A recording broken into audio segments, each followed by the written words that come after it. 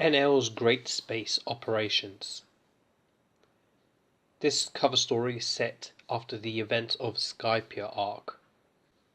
Despite being defeated by Luffy, Enel continues his journey to the moon, or Fairy Earth. After some time, he surprisingly makes it there. He's finally at his precious Fairy Earth. While exploring the moon, he discovers a hole or crater that shows signs of inhabitants. Venturing in, Enel finds a small person. Not surprisingly, Enel attacks this person with his lightning ability. Somehow, the electricity, instead of harming this person, it seemed to affect this creature some other way. Perhaps it charged it. Although injured, it stands and salutes the now confused Enel. This small person identifies himself as Lieutenant Spacey, and he states that all his injuries are from a previous battle. Returning to the battlefield, Spacey finds his fallen comrades, Macro, Galaxy, and Cosmo, and weeps over them while Enel watches on, impassively. While the lieutenant is mourning, a shadowy figure approaches them from behind.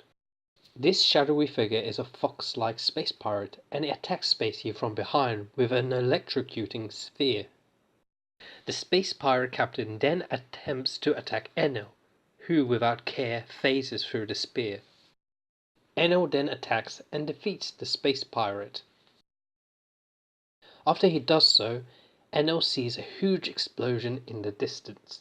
He is angered by the destruction of his beloved Fairy Earth.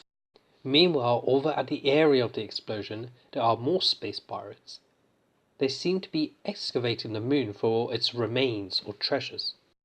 Enel appears at the excavation site, furious at the insolence of these inferior creatures for destroying his precious Fairy Earth.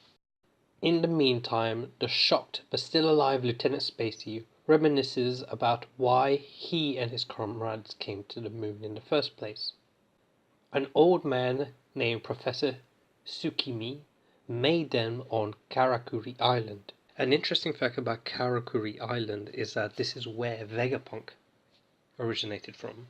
Anyway, continuing on, one day when Professor Tsukimi and his creations are watching the moon and eating some snacks, a huge explosion happens on the moon.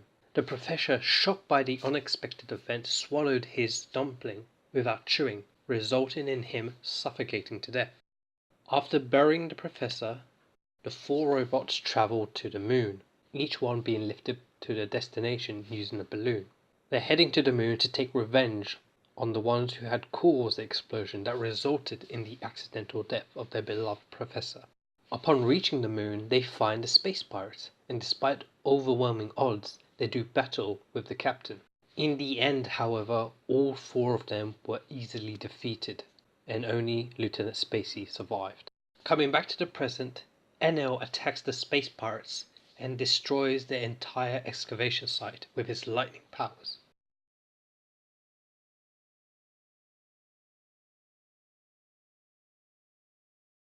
Lieutenant Spacey, towing his comrades' bodies behind him on a sledge, rushes up to Enel and thanks him for avenging him and his comrades' father.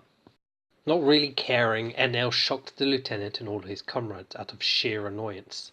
Enel's attack on the pirates' excavation site uncovers a cave entrance. Being curious as to what could be hidden there, Enel goes to explore the cave. Inside the cave is a huge Mayan-esque city.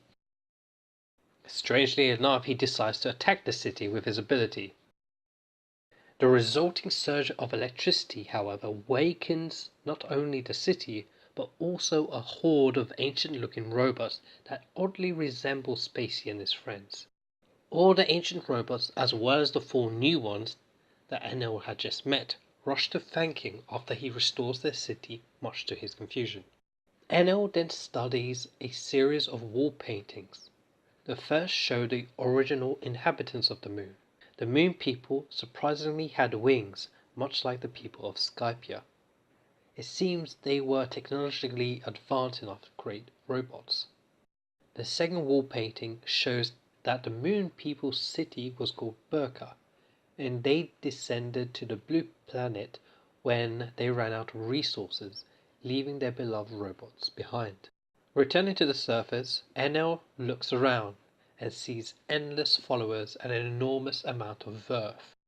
He concludes that the fairy verf was everything that he had ever wanted.